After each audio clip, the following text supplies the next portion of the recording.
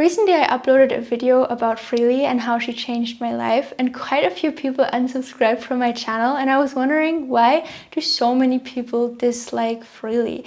And why does nobody hate people who are telling you to restrict carbs or calories, to basically damage your metabolism and live an unhappy life? Because if you're not carved up, you're not living your life to the fullest, and it's just no way to live, in my opinion. So today I'm going to share with you 4 reasons why I think that Freelee might have received all of this hate throughout the last couple of years.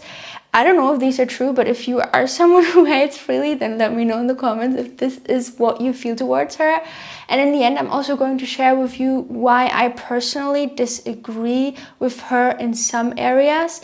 I will still say though, the majority is positive. Like, the majority of stuff she's saying I resonate with very strongly, and I'm very grateful for her. So if you want to know all about that, then go check out my other video I made about her. But today is going to be a little rant on her haters, and also a little rant on some of the things that she stands for.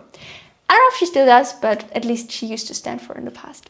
Alright, so I think the first reason why so many don't like her is because her approach takes time.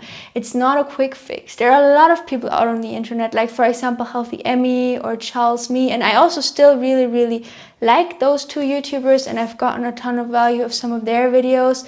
But they are giving you a solution, they are providing you a way where you can lose weight very quickly. And they have results to show that from their clients and their audience.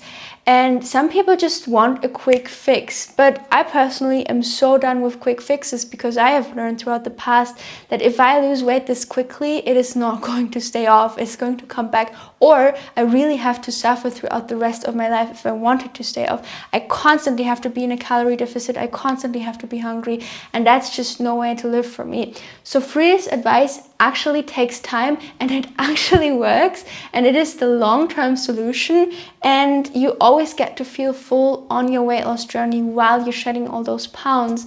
But yeah, I think some people just don't like her because her approach actually takes time. And then I think the second reason why many people dislike Freelee is because she is very harsh and judgmental sometimes. Even though I do feel like nowadays she isn't really that much anymore, and only to people like doing keto and doing really crazy stuff, so I completely understand it.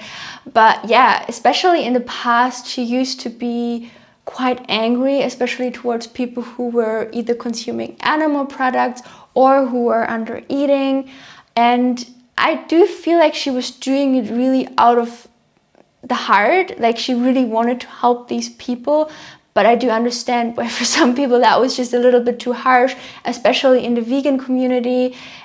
Maybe some people were thinking she might give vegans a little bit of a bad rap, even though I personally think she gave vegans quite a good rap, because many vegans are these, like, perceived as these hippies who just dress in, I don't know, like hippie clothes and loose clothes and just don't really fit into society. And Freelee kind of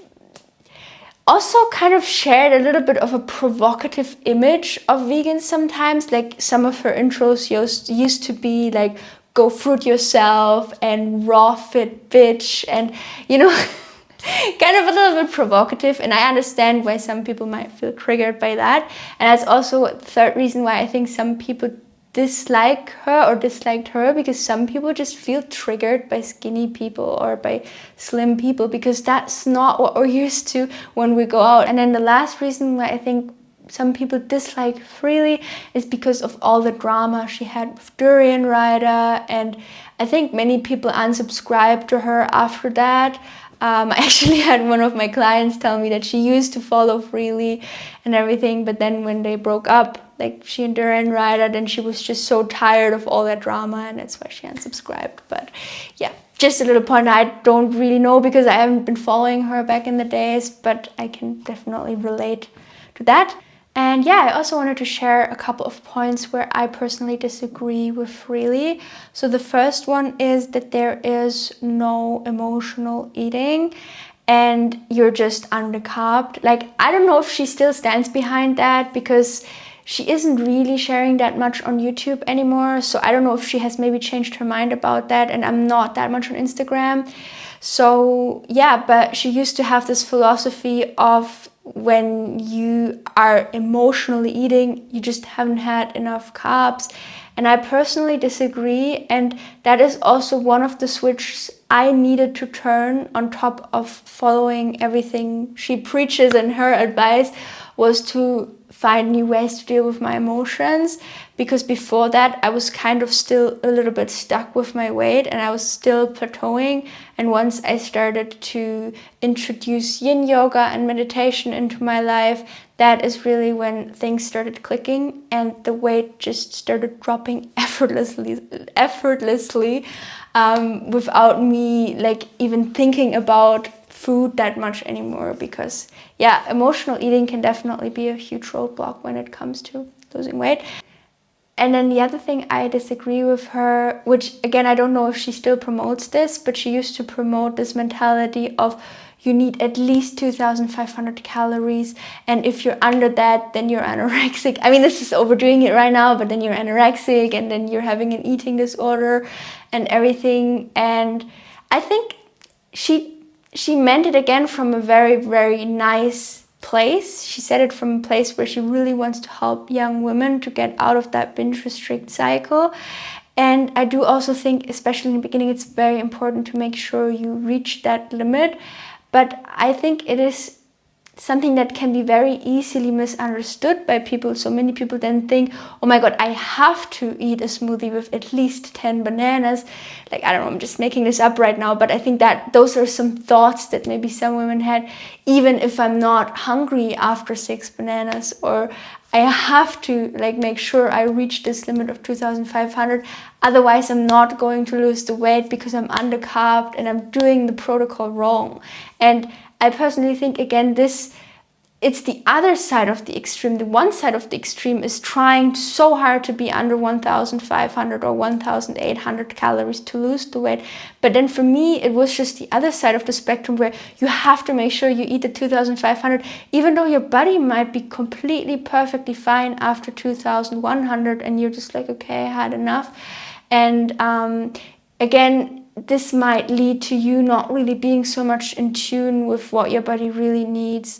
But then again, for me, the positive aspect of that message, of that advice, far outweighs the negative one. Because what happened to me when I consistently started making sure I'm getting in those 2,500 calories was that I literally wasn't binging out on junk food anymore. I wasn't even thinking about it anymore. And I really needed that in order to detach from these foods and to not have this identity of someone who eats unhealthy foods anymore by just constantly going to healthy foods because I'm so carved up. So again, for me, it is a nice advice, but I can see that might be very easily misunderstood. And that's also why I personally don't promote this message of you have to stuff in the carbs and you have to get in the 2,500, otherwise you're undercarbed and you're making something wrong and you're damaging your metabolism.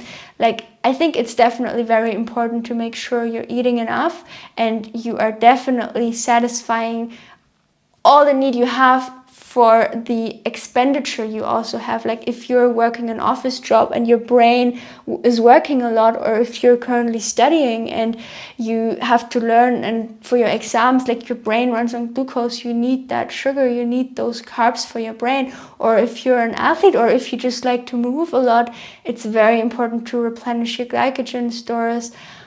And still, it is definitely always the priority to listen to your body of how much it needs, and to not just out of blind principle go beyond that and stuff your face. So yeah, those were all my thoughts. If you haven't already seen my other video I made about Freelee, definitely make sure to check that one out as well. And I'm wishing you a wonderful day. Go fruit yourself.